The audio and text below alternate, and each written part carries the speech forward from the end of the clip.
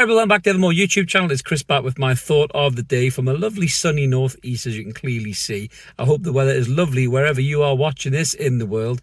We've got a heat wave in the UK. It's a heat wave for us anyway. I think it's about 25 degrees in the northeast, so I'm enjoying it, as you can see, while the sun is beating on my face. But I'll tell you what else I'm enjoying as well. The update from Newcastle United's transfer news today. It looks very much like Newcastle are having a non-dom status, as was said in the title. Dominic Calvert-Lewin will not be coming to Newcastle by the looks of it. And I, for one, are happy as a pig in shit about this news. I'm sure a lot of you are as well.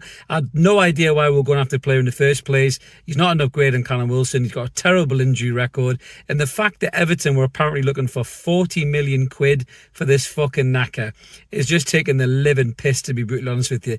If we'd paid 40 million quid for Dominic Calvert-Lewin, then Christ on a bike, I don't know what's going on at boardroom level with Newcastle United. So I'm really glad that this deal looks like it is not going to happen. Now, the other side of that tale as well was apparently Everton were looking at Yankuba Minter.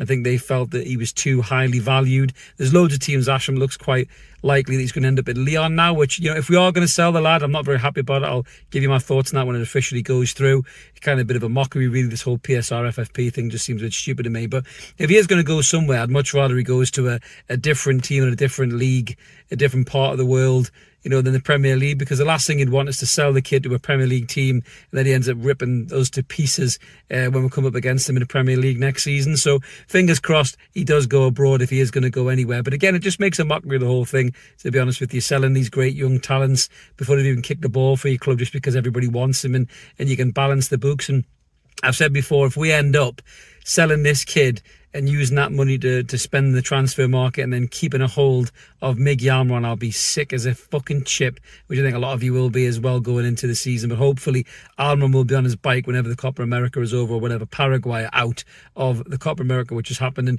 right now. So there's been loads of other stories kind of doing the rounds as well. You know, some people are talking about Bruno Guimaraes. You know, Fabrizio Romano said that Bruno Guimaraes isn't entertaining any offers from any clubs this summer. He's just concentrating on playing for Brazil, which is good news for us. You know, we want Bruno to be here next season. And as much as I don't like the Minter deal, if it does, or when it does go through, by the looks of it, it's probably more when than if, no smoke without fire. But if it does mean we keep a hold of Bruno and we keep a hold of Isak, then, you know, the kid hasn't kicked the ball for Newcastle, so we're technically not losing anything. It's all about the potential of what he potentially could be, you know, going into next season.